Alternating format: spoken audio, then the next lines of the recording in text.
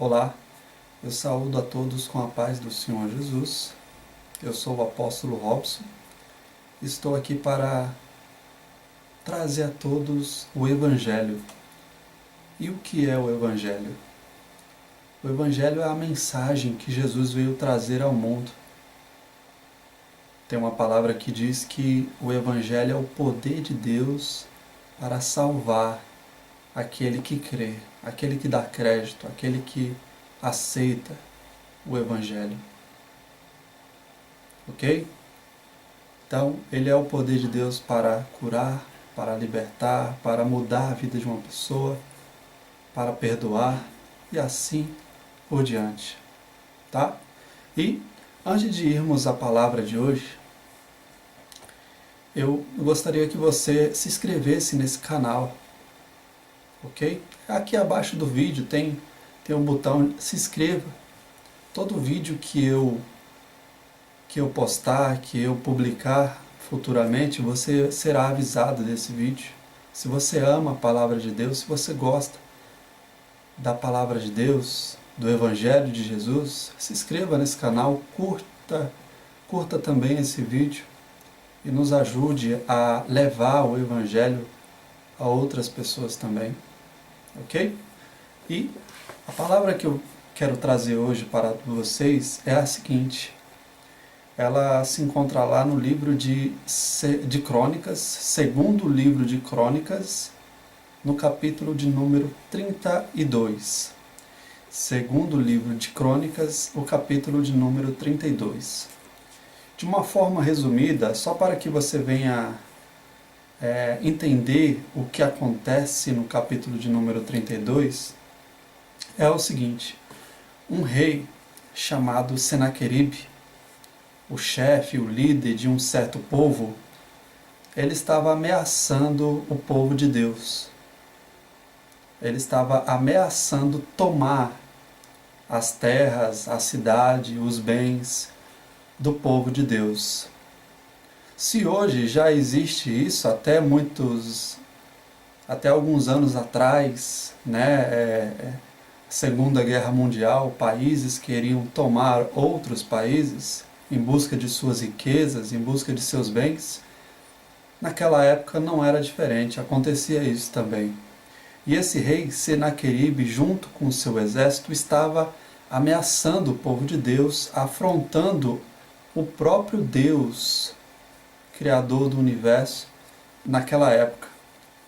E você vai ver agora, a partir do versículo de número 16, as ameaças que esse rei estava fazendo sobre o povo de Israel, o povo de Deus. Segundo Crônicas 32, a partir do versículo 16. Os seus servos, os servos de Senaqueribe, falaram ainda mais contra o Senhor Deus e contra Ezequias, seu servo. Ameaças. 17. Senaqueribe escreveu também cartas para blasfemar do Senhor, para falar mal do Deus de Israel, e para falar contra ele, dizendo: assim como os deuses das nações de outras terras não livraram o seu povo das minhas mãos, assim também o Deus de Ezequias não livrará o seu povo das minhas mãos. Não era a primeira vez que Senaqueribe estava tentando tomar uma cidade, tomar um povo, sitiar, Ele já tinha feito isso antes e tinha conquistado a vitória sobre outras cidades que ele havia ameaçado tomar. Ele conseguiu, ok? Versículo de número 18. Clamaram os servos de Senaqueribe em alta voz, em judaico, contra o povo de Jerusalém, que estava sobre o muro, para os atemorizar e os perturbar, para tomarem a cidade. Versículo 19. Falaram do Deus de Jerusalém como dos deuses dos povos da terra, obras das mãos de homens. Porém, o rei Ezequias, presta atenção no versículo de número 20. Olha o que os homens de Deus eles fizeram ao serem afrontados, ao serem ameaçados pelo rei Senaqueribe. Olha o que eles fizeram. Versículo 20.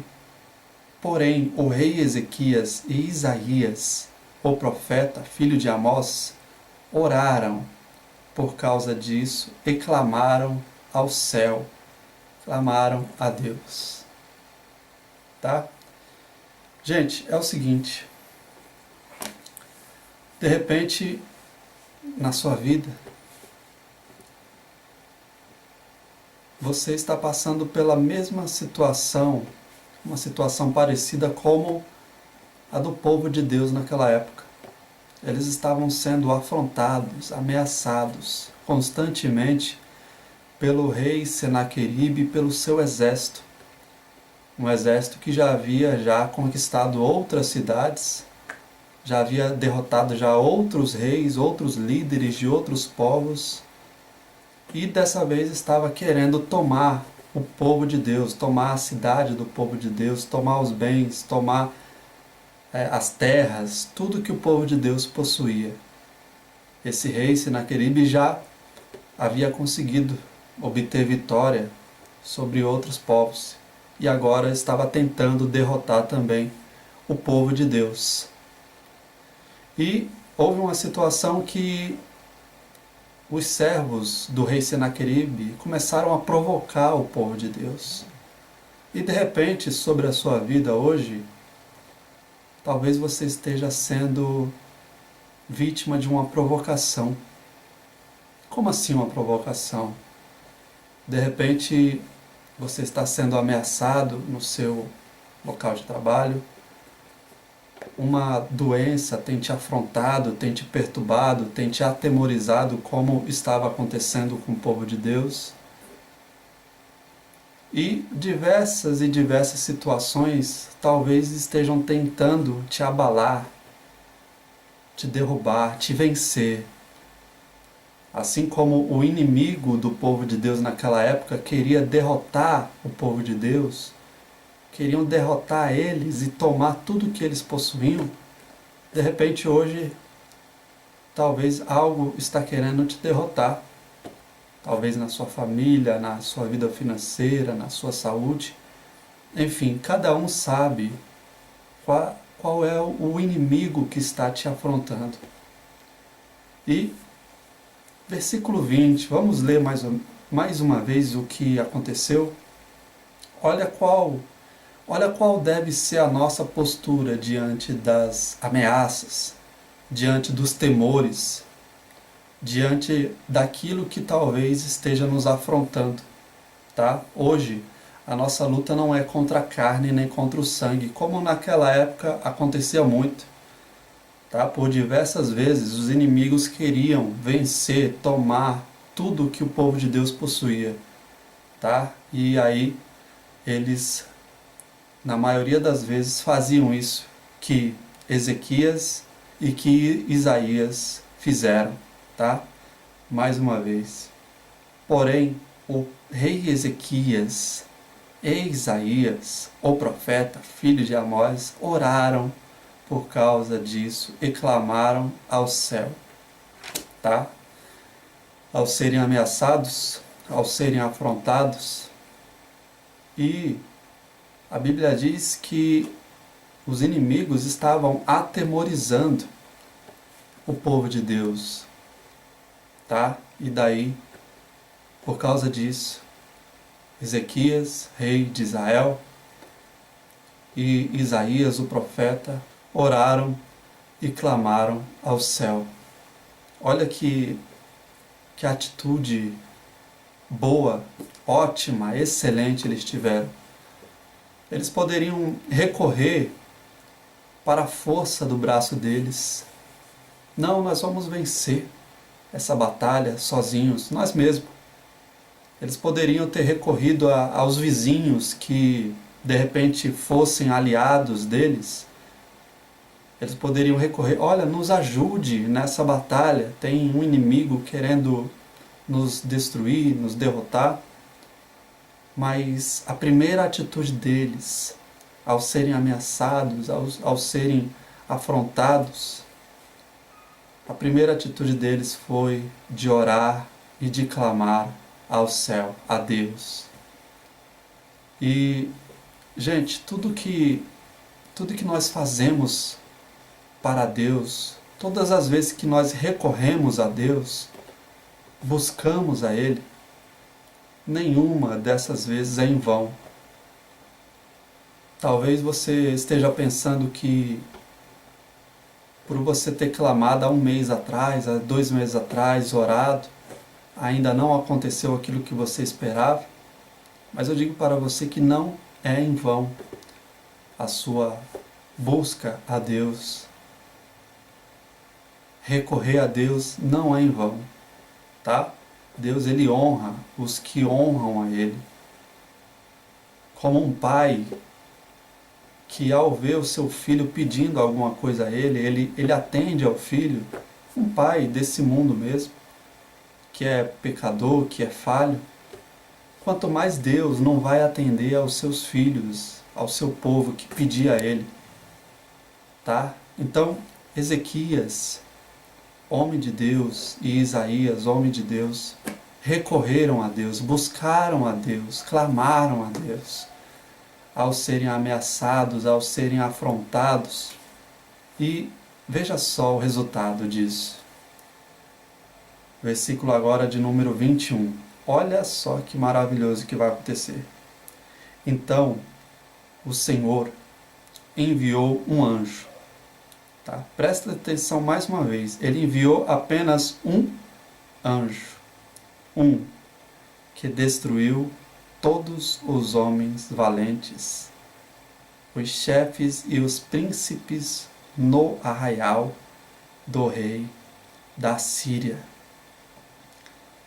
E este, com o seu rosto coberto de vergonha, voltou para sua terra, tendo ele entrado na casa de seu Deus entre aspas, né? Que só existe um Deus. Os seus próprios filhos ali o mataram à espada. Olha o que aconteceu com o inimigo do povo de Deus. Qual é o seu inimigo hoje? Eu não estou falando do seu vizinho, de uma pessoa qualquer, de um familiar seu que de repente é seu inimigo, de um colega de trabalho. Eu não estou falando de inimigo homem, mulher. Eu estou falando qual é o seu inimigo na área espiritual, no campo material, na sua vida, na sua saúde. Qual é o seu inimigo na sua vida financeira? Em toda e qualquer área que corresponde à sua vida. Qual é o seu inimigo? E Deus está falando para você o seguinte, que se você orar e clamar a Deus, vai acontecer a mesma coisa que aconteceu com o povo de Deus naquela época. Eles receberam a vitória do próprio Deus. O próprio Deus enviou um anjo só, que destruiu todos os inimigos e deu a vitória ao povo de Deus. E o povo teve paz a partir daquele momento. Ok?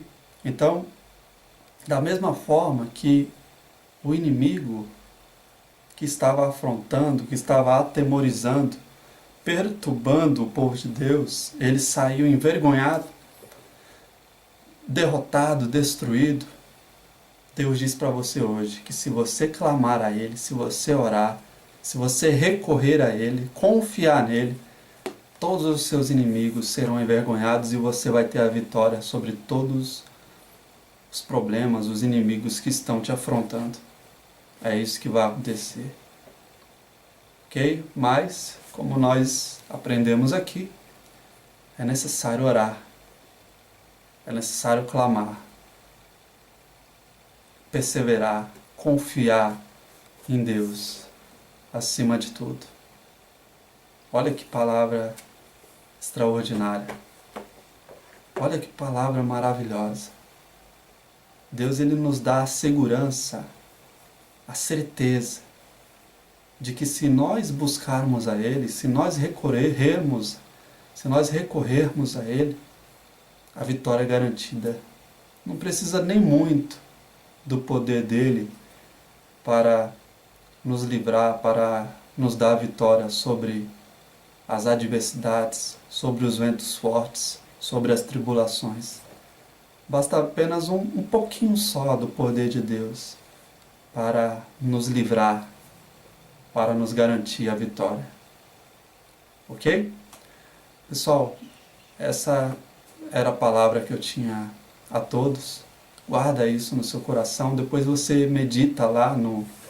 Leia, entenda, compreenda. Segundo livro de Crônicas, capítulo 32 inteiro. Leia o capítulo 32 inteiro. E assim você vai perceber, entender, compreender mais sobre essa passagem da Bíblia. Muito, muito maravilhosa. Ok? E agora, pessoal, é o seguinte. A obra de Deus, a igreja, ela depende de Deus em primeiro lugar para se manter, para prosseguir nesse mundo, levando o Evangelho, levando a palavra de Deus, que é a única capaz de transformar esse mundo. A Bíblia diz que quando um pecador se arrepende do erro, ou seja, quando o ladrão se arrepende, para de roubar, quando o adúltero para de trair sua esposa, ou vice-versa, quando o político deixa de ser corrupto, e assim por diante, quando há arrependimento na vida de uma pessoa que está praticando qualquer coisa errada, os céus fazem festa, os anjos de Deus fazem festa por um pecador que se arrependeu. Por quê? Porque essa alma foi salva. Se ela continuar a perseverar no caminho da fidelidade a Deus, do amor, da integridade, da pureza, um dia ela vai entrar no reino de Deus. E isso só é possível por causa da palavra de Deus, do Evangelho. Ok? Então, nos ajude hoje a levar o Evangelho a esse mundo. É a única palavra capaz de mudar esse mundo se as pessoas aceitarem.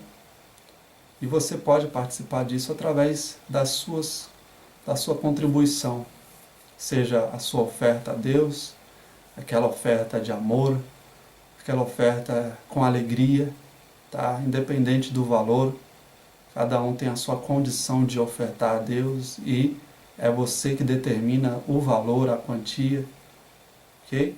E o dízimo é algo que Deus estabeleceu já para prover a obra de Deus também, tá?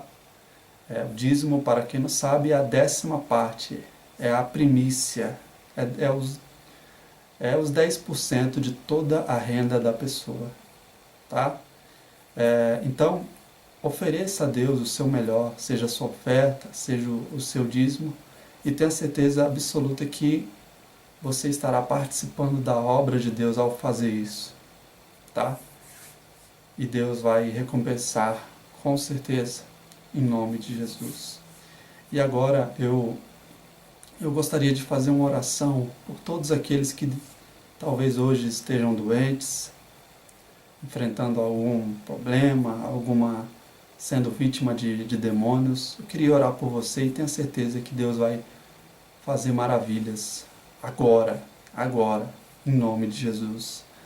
Então, feche seus olhos, levante as suas mãos para os céus e repita comigo: meu Deus, em nome de Jesus, consagra e unge as minhas mãos com teu poder. Coloque a sua mão nesse momento sobre o local da dor, da enfermidade ou sobre o alto da sua cabeça. E repita comigo: em nome de Jesus, todas as doenças, todos os demônios, todas as obras de Satanás para nunca mais voltar, do alto da minha cabeça, da minha vida, até a planta dos meus pés, em nome de Jesus, joga a sua mão e diga saia, e sai em nome de Jesus.